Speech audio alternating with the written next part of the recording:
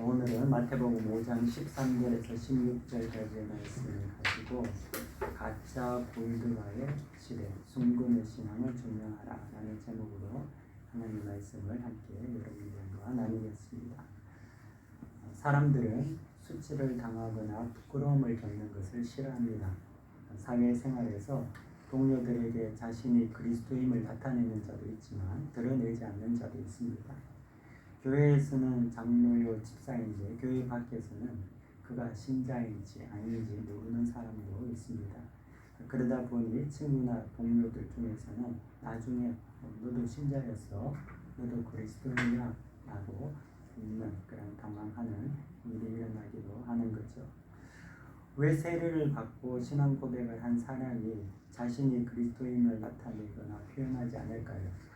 아마도 그 이유는 자신이 그리스도인이라고 나타낼 때 사람들의 편견, 거리두기, 외면 또는 무시당하는 것에 대한 수치와 부끄러움에 대한 두려움 때문일 거라 생각이 듭니다. 과거에는 불신앙이 책망받는 시대가 있었습니다. 하지만 지금은 신앙이 도리어 멸시받는 그런 시대가 되었습니다. 초대교회에서 그리스도인으로 세례를 받거나 신앙 고백을 한다는 것은 박해와 핍박을 받고 재산을 빼앗기고 그리고 심지어 감옥에 투옥되거나 죽임을 당하는 것을 의미했습니다. 그래서 누구도 쉽게 세례를 받거나 신앙 고백을 하지 않았죠. 세례를 받는 자들은 수치를 당하고 모욕을 겪고 박해를 받을 것을 각오해야만 했습니다. 그럼에도 사람들은 그리스도인이 되고자 세례를 받았고 신앙 고백을 했습니다. 물론 그들 모두가 다 순수하고 진실한 신자였다고는 말할 수 없습니다. 초대교회 안에도 가룟 유다와 같은 또는 아나니아와 삽비라와 같은 사람들이 있었습니다. 하지만 대부분의 세례자와 신앙 고백을 하는 사람들은 자신이 그리스도를 따르고 그 이름에 부끄러워하지 않는 자들이었다는 겁니다. 역설적으로 이렇게 수치와 모욕과 핍박을 받던 기독교는 4세기 후반이 되면 로마 시민의 60% 이상이 그리스도인이 되었고 결국 로마는 기독교를 국교로 선포하게 됩니다. 수치와 부끄러움의 호칭이 결국 명예와 영광의 이름이 된 것이죠. 저는 운전 중에 차 뒷표면에 운전하는 앞차 뒷면에 물고기 표시, 소위 말하는 익투스라고 하죠. 스티커를 붙인 차들을 자주 봅니다. 어쩌면 여러분들도 여러분 자가용 뒤에 붙여놓고 다니는지 모르겠습니다. 그것은 운전자가 그리스도인이다라는 표시입니다. 또 SNS의 프로필을 보면 십자가나 성화 또는 성부가 적혀있는 것을 보게 됩니다. 그것을 보면 저는 그가 그리스도인이라는 것을 알게 됐죠. 하지만 그런 스티커를 붙이거나 SNS 프로필에 십자가나 성부를 적은 사람이 모두 실제 삶에서 그에 합당한 삶을 살아가지는 않습니다. 물고기 스티커를 붙인 차량이지만 신호위반을 하거나 또는 과속, 난폭 운전을 하기도 하죠. 때로는 그 운전자가 차에서 내려서 상대방과 싸우는 그런 모습도 보기도 합니다. SNS 프로필에 십자가를 붙고 또 성부를 기록한다고 하더라도 그 대화창에 욕설과 험담과 거짓과 외술로 도배된다면 그 프로필은 종교적 미선에 불과할 것입니다. 외적 표시와 실상의 삶은 다르다는 거죠. 하지만 초대교회에서 그리스도인의 표식은 책임 있는 결단과 실천을 표시했습니다. 당시 복음은 유대인들에게는 꺼리끼는 것이고 헬라인들에게는 어리석은 것이었습니다. 그리스도인으로 드러나는 순간 불이익과 투옥과 사형까지 감당해야 한 거죠. 익투스라는 물고기의 기호도 세상에 드러나는 기호가 아니라 감추는 암호였습니다. 그들은 그리스도임을 외적인 표식보다 삶을 통해서, 선행을 통해서, 신앙 고백과 순교를 통해서 나타냈습니다. 지금은 그때와 달리 그리스도인이라고 불리는 자들이 참 많습니다. 세계 종교 분포를 보면 기독교는 세계에서 가장 많은 신자 수를 보유하고 있습니다. 하지만 많은 그리스도인들이 있는 이 세상은 여러분들이 아는 것 같이 정의롭고 평안해 보이지는 않는다는 거죠. 초대교회 때의 소수의 그리스도인들은 로마를 정복했지만 지금 세계 인구 30%를 차지하는 그리스도인들은 그렇게 능력이 없어 보입니다. 그리스도인이 가장 많은 미국에서는 전쟁과 폭력, 마약, 포르노, 차별과 증오 등 그리스도께서 미워하는 것이 가장 많이 있습니다. 인도의 간디는 성경 속 그리스도와 자신이 만난 그리스도인들 사이에 큰 괴리가 있다고 말했습니다. 그리스도인들이지만 그리스도와 닮지 않은 자들이 많은 것을 말하는 거죠. 현실의 그리스도인들은 스티커를 붙이거나 또는 주일에 교회를 나가거나 현관문에 출석교회 명패를 붙이거나 또는 십자가 목걸이를 하거나 심지어 가슴과 어깨에 십자가 문신 또는 예수 문신을 하고 자신이 그리스도인을 나타내려고 합니다. 하지만 그런 외적인 표식에 비해서 그들의 말과 행동, 생각, 생활은 매우 세상적이고 그리스도하고는 무관하다는 거죠. 그들은 주일에 교회에 나오기도 하고 안 나오기도 합니다. 그들은 성경을 가끔 보기도 하고 아예 평생 안 보기도 합니다. 그들은 이기적이고 인색하고 남을 헐뜯고 비난하는 것이 습관적이기도 합니다. 그들은 예물을 준비하여 정해진 예배 초소에 나오기보다는 어수선한 환경에서 라디오와 TV, 온라인 방송으로 대처를 합니다. 자그레브에는 여러분 외에 분명 그리스도인이라고 주장하는 사람들이 있습니다. 그들은 지금 어디서 예배를 드리고 있을까요?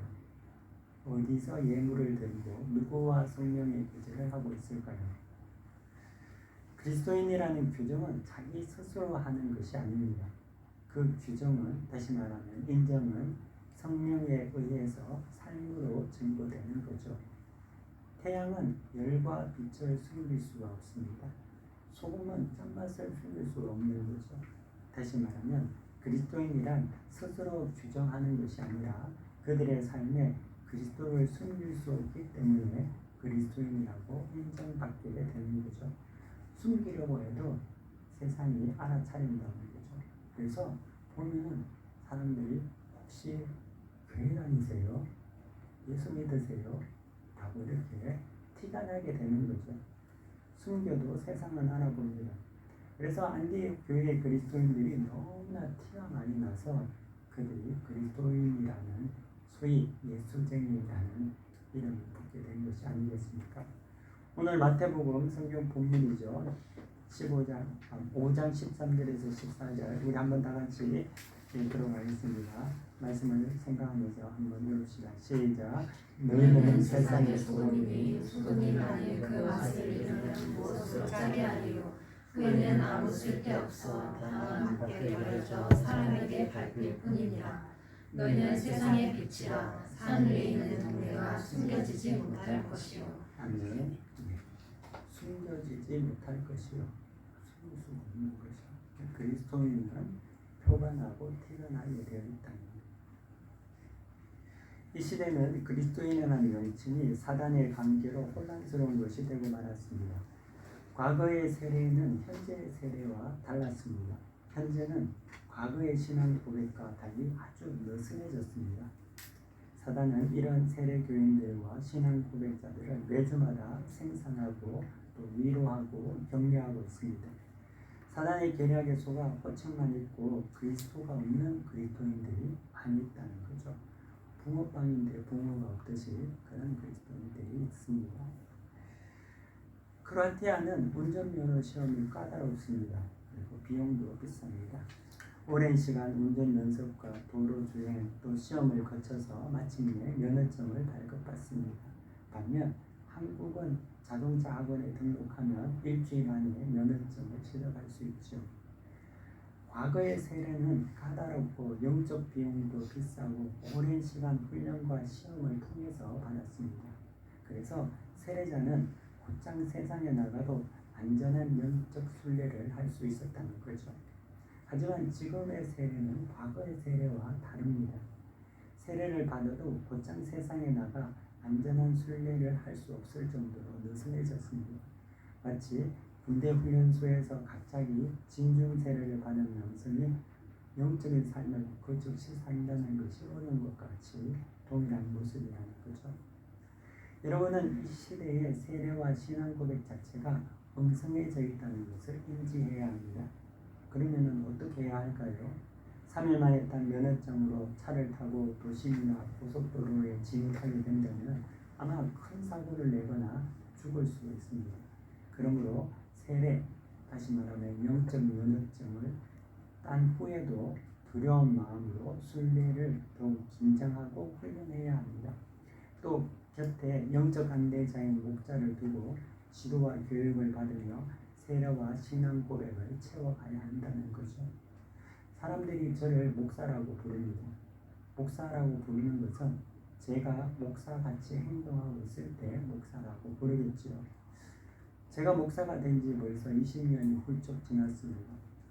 목사 안수 받을 때 완벽한 목사의 자질을 가지고 제가 목사가 된 것이 아닙니다. 그때는 정말 엉성한 그런 목사였죠. 신자였습니다. 자격도 없는 자였지만 목사가 된 후에 그 직분에 걸맞게 배우고 훈련하며 살아가는 겁니다. 그리스도인도 동일하다는 거죠. 평생 그렇게 살아가는 것입니다.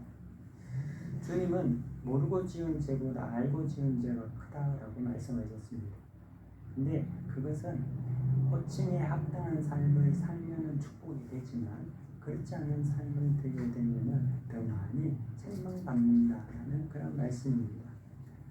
그리스도의 이름을 망령되게 하는 명예훼손죄에 해당하는 그러한 중죄가 되는 거죠.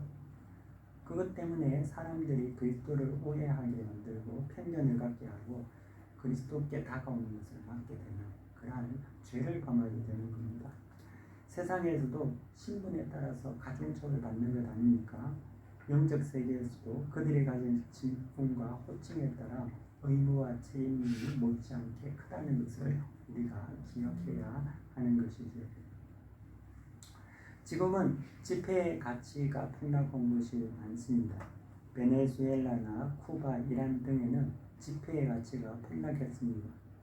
그곳에서는 식료품 한 봉지를 사려면 그 봉지만큼의 지폐를 담아서 줘야 합니다. 그만큼 지폐의 가치가 형편이 없어졌습니다. 원화 환율도 지금 떨어져서 송금을 받을 경우에 작년 이맘때에 비해 30% 정도가 더 떨어졌다는 것을 느낍니다. 그러다 보니까 지폐가 아닌 안전한 자산인 금값이 고공행진하고 있습니다. 근데 금값이 오르면서 가짜금이 시장에 대거 유통하고 있습니다. 보기에는 똑같이 완전한 골드바인데요. 하지만 그 골드바를 자르거나 끼워서 보면 그 안에는 불순물과 또한 혼합물로 가득 채워져 있습니다. 가짜 골드바를 만드는 이유는 순금의 가치 때문에 그렇습니다. 누구도 돌이나 자갈을 가치 없는 것을 미조해서 만들지는 않습니다. 높은 가치 때문에 금과 은이 미조금이 있고 미조은이 있는 거고 미국 달러가 미조 달러가 있는 거죠. 미조가 있다는 것은 그만큼 진짜에 대한 가치가 높다는 증거가 아니겠습니까? 세상에 위조 그리스도인이 그렇게 많은 이유는 그만큼 진짜 그리스도인의 높은 가치 때문에 그렇습니다. 그리스도인이 된다는 것은 순금처럼 너무나 가치 있고 복된 일입니다. 그리스도인은 새로 태어난 자들입니다. 그리스도인은 예수님께서 그들을 위해 십자가에 죽으시고 그들의 죄를 사해 주신 자들입니다. 그들은 그리스도와 함께 부활하여 영원한 천국과 영생의 축복을 보장받은 사람들입니다. 그것만이 아닙니다. 그들은 이 땅에서 계속적으로 하늘 보좌 우편에 계신 예수님의 중보를 받고 보호를 받는 자들입니다. 그들은 영원한 나라의 축복뿐만 아니라 이 땅에서도 안전한 도움과 보호를 받으며 살아갑니다. 그러므로 그들의 가치는 어떤 금화보다 귀하고 가치가 있습니다. 그러다 보니 그 가치 때문에 위조 그리스도인들이 많아집니다. 골드바를 끼워보면 그 안에 금이 없는 것처럼 위조된 그리스도인들에게도 그의 삶을 열어보면 그 안에 그리스도가 없습니다. 보기에는 그럴듯합니다. 하지만 질 낮은 위선으로 자신을 도움했기 때문에 그 안에는 진실한 것은 없는 거죠. 예수님은 이를 해칠한 무덤이라고 말씀하셨습니다. 보기에는 99.99999가 적힌 골드바인데 또 참 그리스도인이라고 주장을 해도 실제는 깨어보면 열어보면 아닌 거죠. 위조 그리스도인들에게는 그리스도가 없습니다. 그리스도의 용도와 승리이 그 삶 속에 미달되어 있다는 거죠. 그래서 예수님은 나더러 주여 주여 하는 자마다 천국에 들어갈 것이 아니다 라고 우리에게 말씀하셨습니다. 한국유리의 대표였던, 그러니까 지금은 한국유리라는 회사는 고 한글라스입니다. 우리 자동차에 보면 그 유리 그 창문과 한글라스 제품이 있습니다. 한국유리의 대표였던 고 최태섭 장로님의 이야기는 잔잔한 감동을 우리에게 줍니다. 그는 6.25 전쟁 전에 사업을 시작하면서 은행에 돈을 빌렸다고 합니다.